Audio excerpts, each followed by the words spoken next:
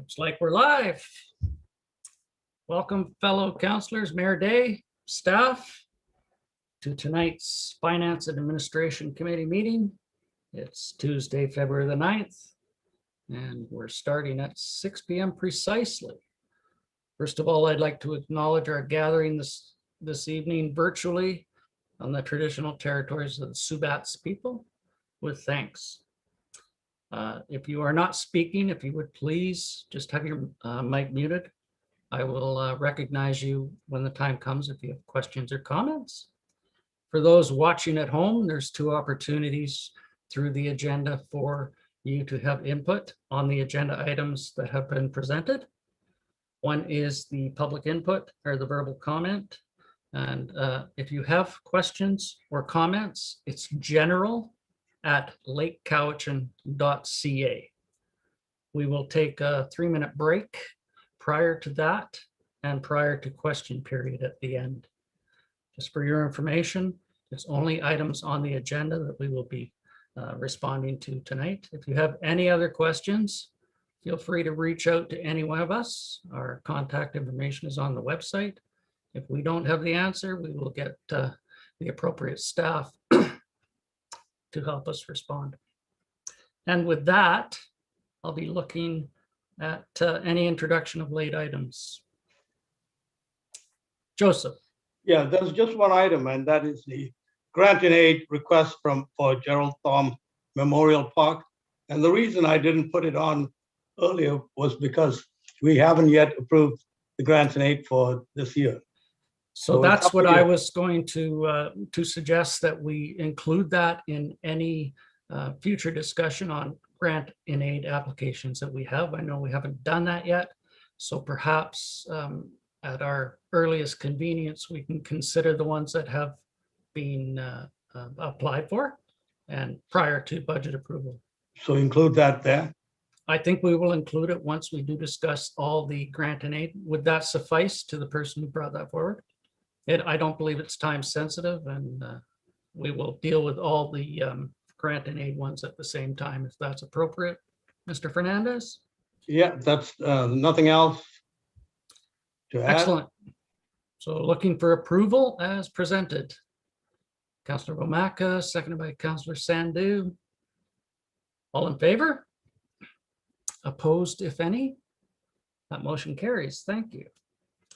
Business arising and unfinished business. We have ongoing items that are being addressed. The municipal hall upgrades. Mr. Fernandez? Yes, as I indicated, the structural and mechanical drawings have been completed. We're waiting for the electrical drawings and the architectural drawings, and they should be forthcoming, hopefully in time for us to go out and tender after we get the grant. Perfect. Questions, comments? I do have one, if I may. The response for the grant, do we have a timeline? This month. Excellent. Hopefully we'll hear about that. Anyone else? Moving on then. Nuisance bylaw, anything there?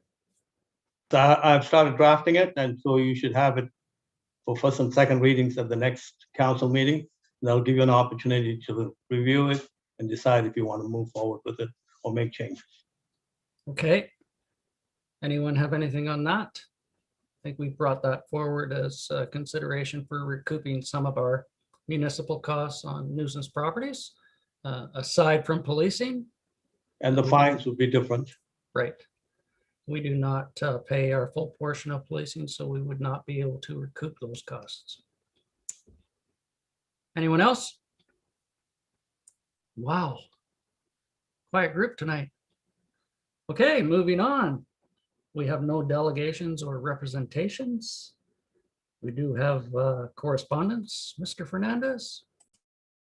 If I may, this is just a copy of a letter that was sent out to the minister, to the premier, or to the minister, I should say, responsible for that, people that are essential employees are treated in priority when it comes to getting vaccination for COVID-19. And I think Our fire department is of the same opinion. Okay, I'll look to the table. I see Mayor Day had a question or a comment. Yeah, thank you, Councilor McGonigal. Just a comment on the letter. I thought it was a great letter and it made a lot of sense to me, but also when I was thinking about it and having read our water treatment plant report, say if we want to choose that topic, that we seem to have a lot of backup in that system with personnel to cover off any type of illness that might occur. And I don't know if the CAO wants to comment on that, but I feel comfortable that we're covered in those areas. Okay, Councillor Sandu, please. Was there any concern from our employees in any safety meetings or anything of not being immunized? None. The only people that have expressed a concern is the fire department. Okay. Anyone else? And I think we see it throughout the newscast. There's different organizations of people who feel that their essential service should be placed in a higher priority than others. And I don't profess to be an immunologist or a disease control person. I'm sure all of them come forward with great debates and reasons for it. But when the time comes and my age group comes, I will be rolling up my sleeve and trying to move through this as quickly as possible. So anything on that letter, councillors, just receive and file as information? I see nodding, so I will take that as a yes. Now we have an opportunity for those watching, the myriads of people that are watching online, to forward your public input on items coming up, subsequent items on the agenda. That is at general@lakecowichan.ca.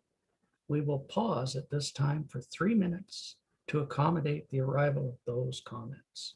See you back here at 6:10.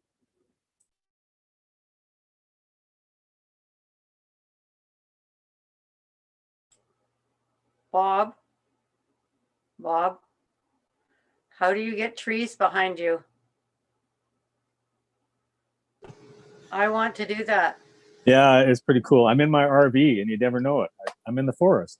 So Yeah. Are you? anyways, no. I just found out how to do it the other day. And so I will practice it and give you instruction. Thank you. Yeah. That would be nice. It's pretty neat, but sometimes you gotta, in the process, and I know people are listening at home, but when you're doing it, if you move your head too fast, sometimes your head comes off your body. Ooh. Okay. You just have to be careful how you move, and the lighting sometimes plays a role. And Right. so sometimes it appears fake, and well, it is. Okay. But I like the picture. Yeah, nice. It's better than my curtains behind me. Yeah. I was actually thinking, how can you be out there in the forest and getting good cell reception?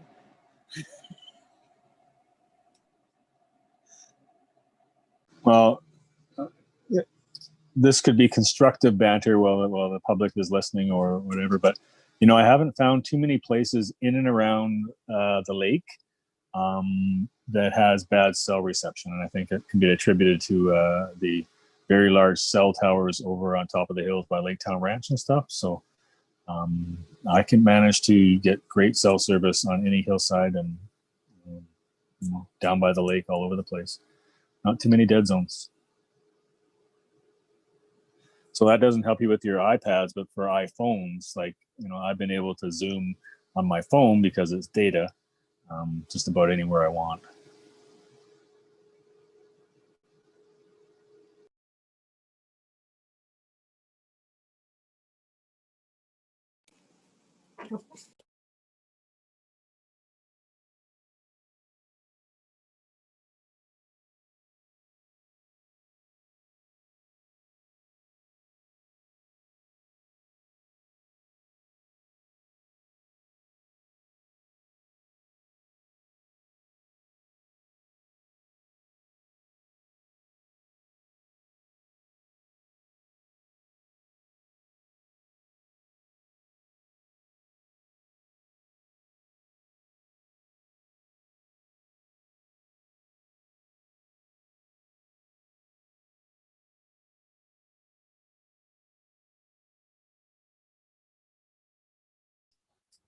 And it's 6:10, so we will reconvene.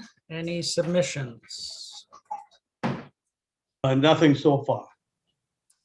Okay. Again, you have an opportunity at the end of tonight's agenda to ask questions on any item that is on tonight's agenda. And again, that's general@lakecowichan.ca. Forward to perhaps a couple of questions coming forward. Moving forward to reports, our first one is the Director of Finance, and that's the financial report ending January 31st. Ms. Gill. Thank you, Counselor.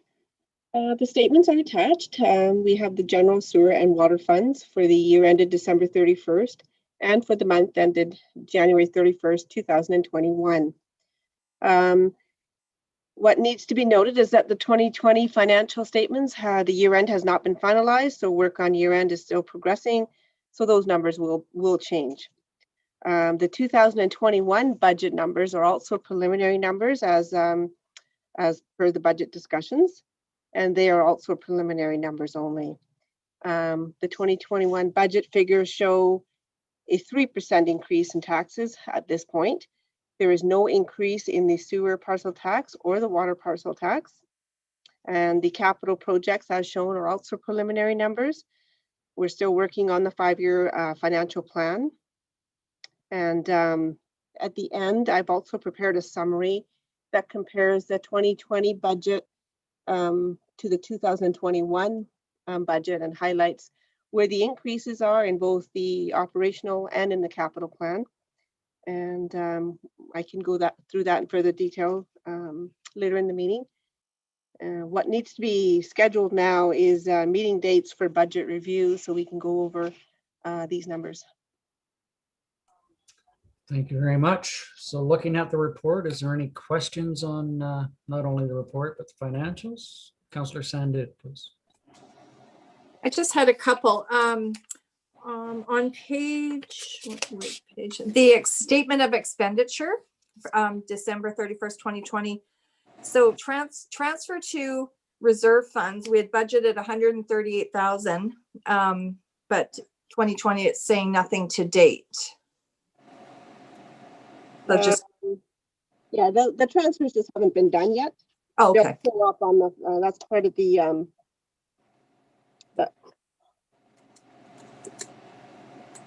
so actually, are you looking in 2020 column with the date actual?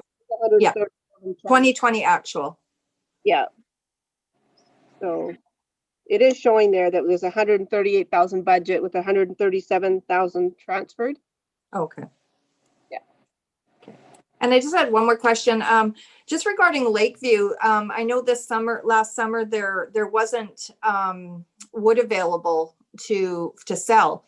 And I'm just wondering, for this coming up camping season, if we do open, that we kind of seek out a source as soon as possible, because that is a good revenue, but it's also the just to help the campers. I was bringing my own every day, and it's a lot of work, and I'd rather just go buy it and then so. We'll definitely forward your concerns to the manager. I need to be happy camping, okay? I'm sure he's watching, so he's probably heard that. Is that your final question? Yeah. Okay. If you have any others, I'll come back. Councillor Bomaka, please. I was just going to ask, so with the snow removal, when we budgeted the 50 and we used roughly 31,000, so now that remainder will now go into a reserve fund for next year? Yeah, 11,000 and some will go into a reserve fund. Okay, thank you. Anyone else? I have got a few questions on the COVID relief grant and whether it can be applied towards reducing any tax increases this year. And I think it comes from a report in the Citizen stating that North Cowichan was looking at that option. I did reread the parameters within the grant on what it can be utilized for, and it doesn't show that that can be utilized to reduce taxation. Yeah, I can answer that. Please, if you would. It's that it cannot be used to reduce taxes. So the only way that we can reduce taxes is to look at the budget as put forward and make reductions within that capital or operational. And that is the opportunity for us to reduce that tax impact. On the same hand, those funds can be used for any revenue shortfalls that may have been seen in 2020. I think you're muted again there.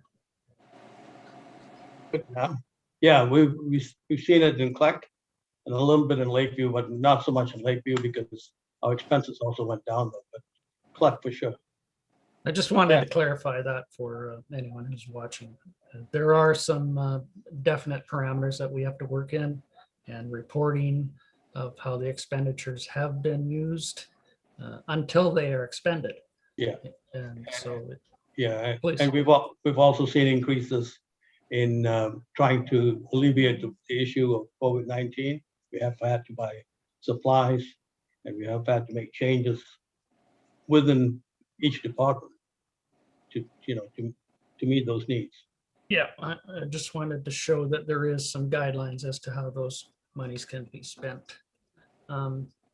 Unbeknownst to the citizen report, it's just not to reduce taxes. We will do our best to accommodate as low an increase as possible while still trying to provide the services that people want and we are mandated to do. I think one of the impacts, if I may, on the budget is some that we don't have any control over. For instance, solid waste.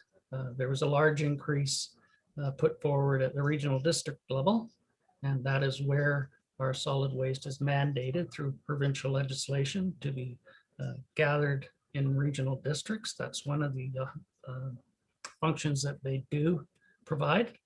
And there was a significant increase in barge fees to Rabanco. And we're looking at other options on how, as Association of Vancouver Island Coastal Communities, to deal with our refuse in a more productive way locally. So just so you know, those discussions have been ongoing, and I'm sure there will be more on that tomorrow at the CBRD, either corporate services or the board meeting tomorrow. Those are cost increases that we have no control over as an outside entity providing us that service, aside from looking at other options. So that one, unfortunately, we have no impact over, even if we make changes here.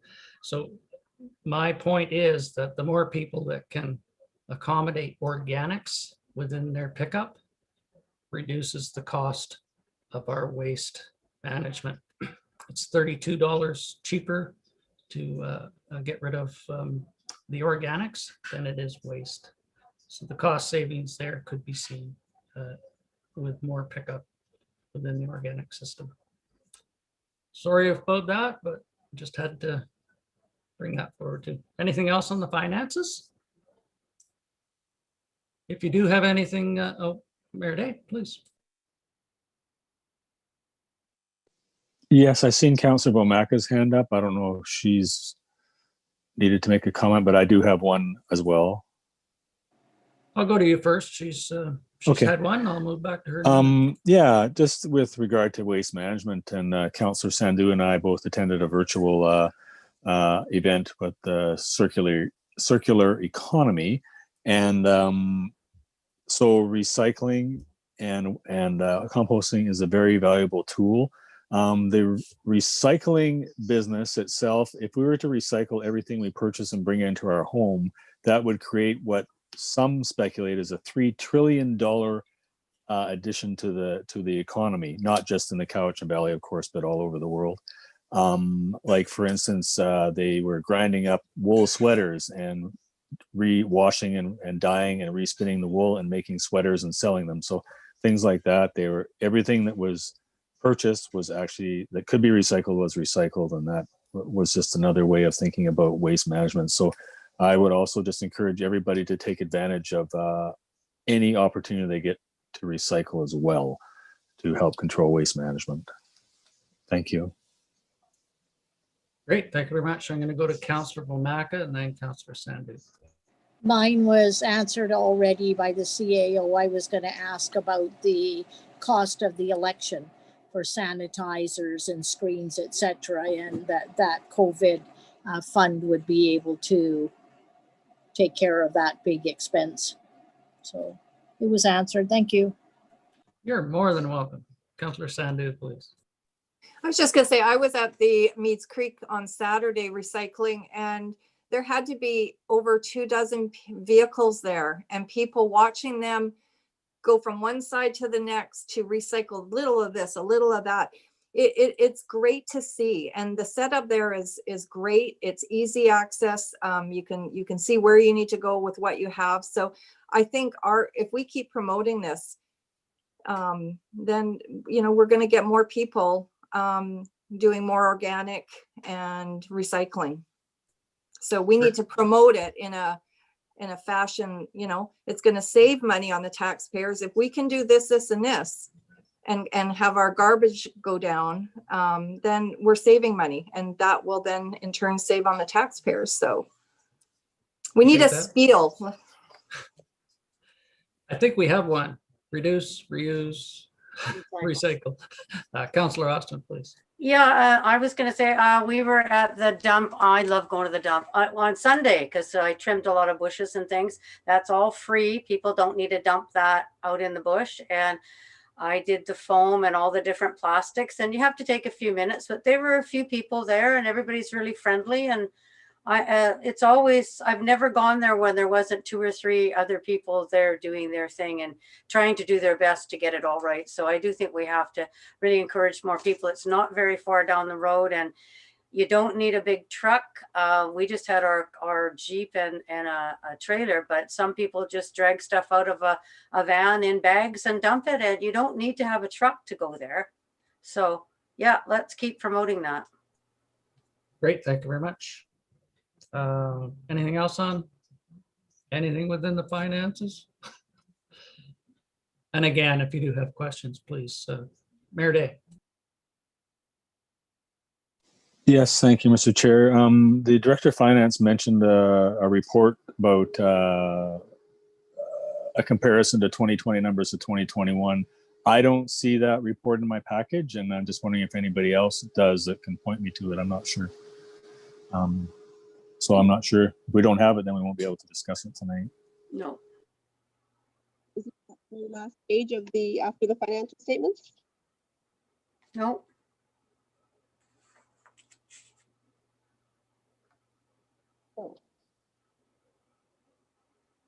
It's in the financial statement package that was sent out, I believe, to everybody.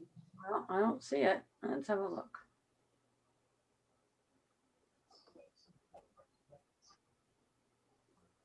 So in that case, if it was missed in the transmission, if that final page can just be emailed to us tomorrow, so we can maybe bring that forward when we're considering the grant and aids and the future budget discussions. That way you'll have it. Yes, Mayor Day. Thank you again, Mr. Chair. So it was also brought up about special budget meeting dates. Now, is that something that staff could email out us some proposed dates? I know obviously the first Tuesday in March could be an available evening, but so could they email us out some suggested dates that we could all agree to? I think we might need 1, possibly 2, never know, maybe 3. So could I get just an idea from staff what they're thinking about there? You're muted, Mr. Fernandez. Yeah.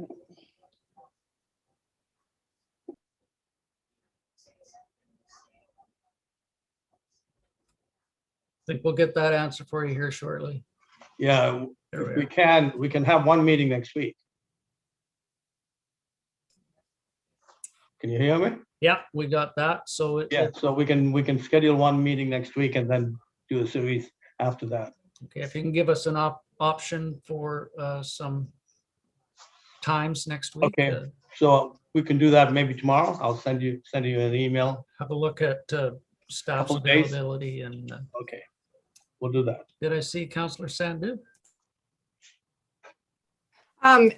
We had talked about having each of the managers give us a time slot and a presentation in their budget talks.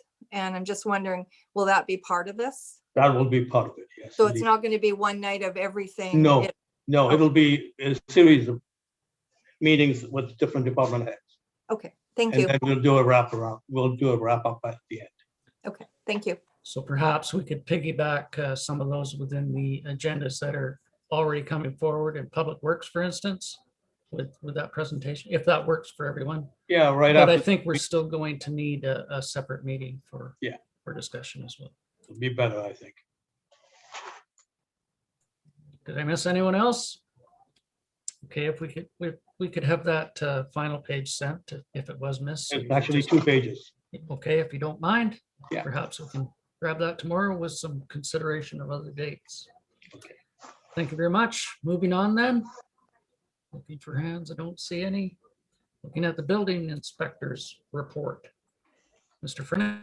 Yeah, well, as you can see, we've tied last year's numbers. And so this is going to, in January, we've had 3 permits taken out for new buildings. And we should be seeing a number more come in fairly shortly. A number of lots have been sold. And this could be a busy year. Councillor Sandu, please. How many days a week does our building inspector work? 2 days a week. So And he will work more days as needed. that was my question, if needed, would just the amount of developments going in. Oh, yeah. Yeah, He's- no, we make sure that the people are properly serviced.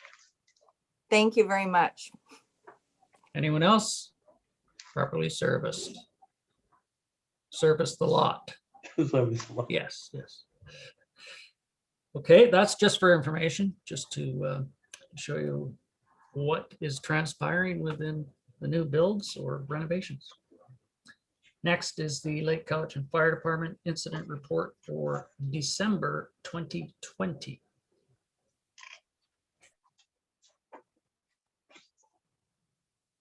And I'll be looking for a resolution to approve that expenditure.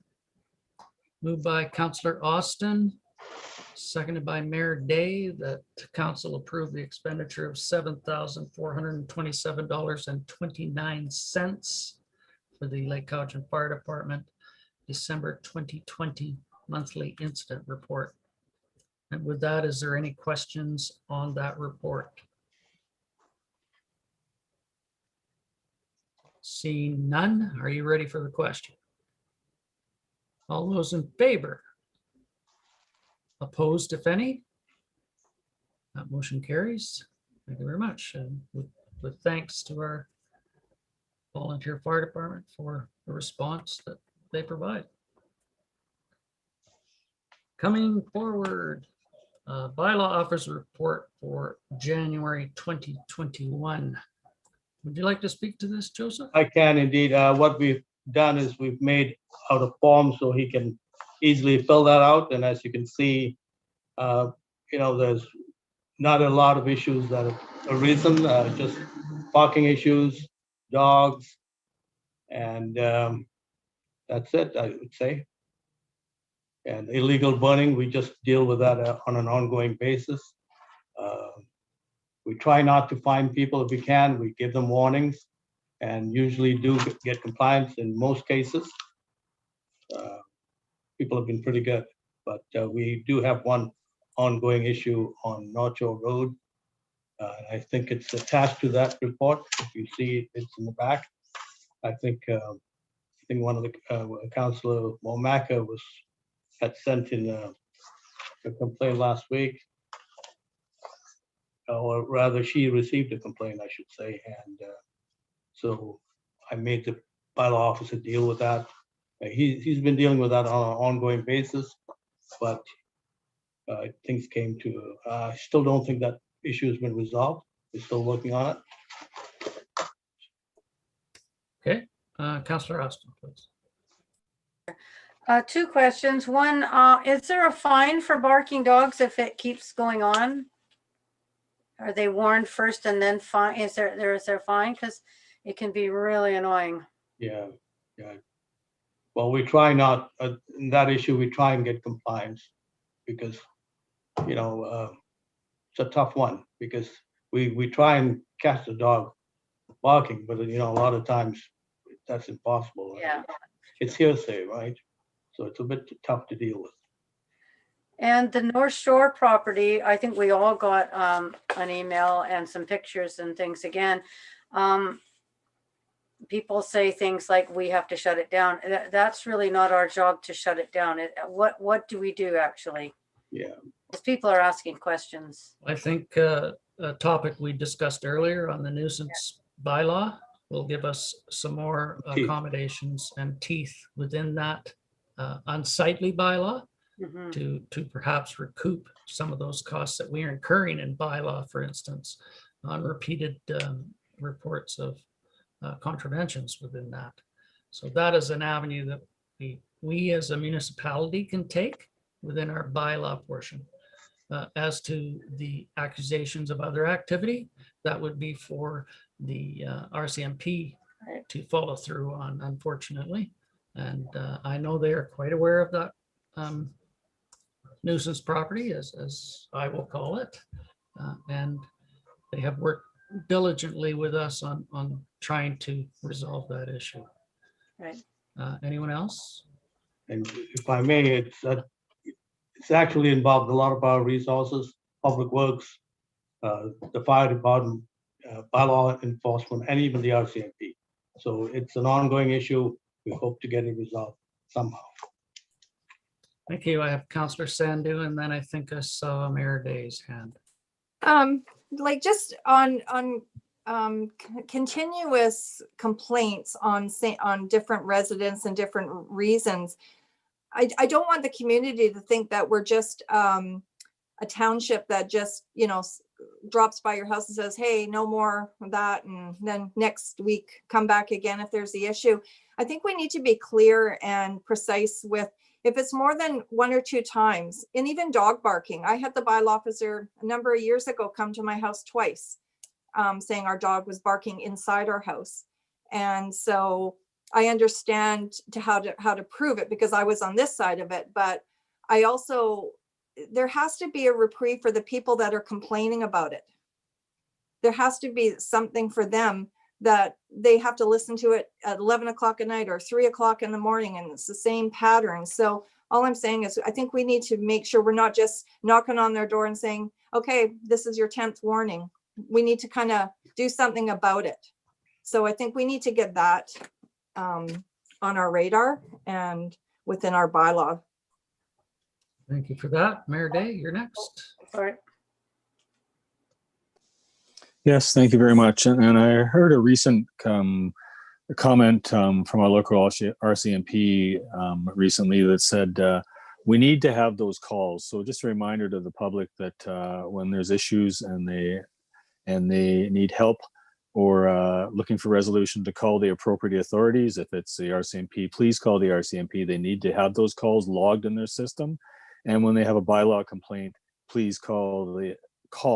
Normally would go in and fill out a report at the front desk, but it's COVID and I understand people may not want to do that. But the town website is very easy to find. Contact us, shows you how to get a hold of the town, or just as a common rule of thumb, general@lakecowichan.ca will get your comment or complaint to the right department. So it's very important that we get those calls and emails into the appropriate authorities so they're logged and we can allocate the appropriate time and get the appropriate actions taken. So that's my comment on that. Thank you. Good point. I think oh, you wanted to respond, Joseph, please? Yes, most people are law abiding. It takes only 1 or 2 warnings and they comply. It's the very few that, just don't seem to want to listen to any form of fines or even warnings. And those are the ones that give us the greatest amount of trouble. Excellent. Councillor Osman, I think you had something as well. I think it was answered, but I was also going to say with some of these that are constant, maybe do the kind of thing like 3 strikes, you're out. After 3 times, of a complaint, then we have to do something. Because I know I've lived here a long time and I've heard that the bylaws don't have enough teeth, but do we also want to be going to court every 5 minutes on things? So I do think we have to levy fines on people, and whether or not they pay them. I know with this COVID business, with people having parties there, the province is leveling $2,300 fines on people. Are they actually paying those fines? That's a lot of money. So, I mean, we do have a list of fines. I have it somewhere here of different things. And I do think we have to maybe have it the third time if it hasn't been dealt with. That's just me. We can discuss it further, obviously. Oh, absolutely. I think one of the things, the province has more power than us in recouping those costs through ICBC. So any of those fines that are not paid, I believe will be recouped through ICBC. Unfortunately, we don't have that power. It would be litigation on our part if we were to seek payment on those that choose not to. Okay, anything else on that? I see nothing else under reports. No new business. Does anyone have any public relations items? Councillor Austin, please. Again, sorry, not sorry. The Show of Hearts telethon is on Saturday, February 20th from 1 to 5:30 on Global, which is channel 11 if you have cable. And that is the one that our Nicole Stock, our penny girl, the original penny girl, started going to and giving all her pennies to. And I try and donate every year on her with her name attached to that. And I think we should try not to forget her.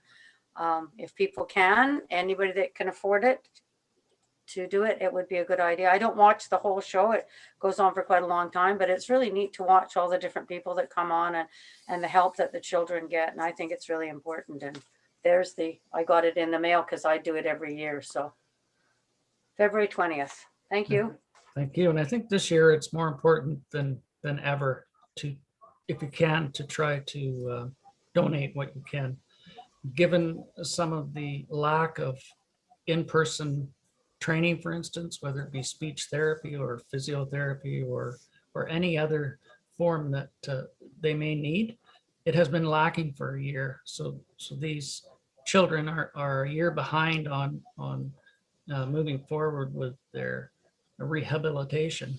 And until we have the pandemic under control, I think it will remain that way.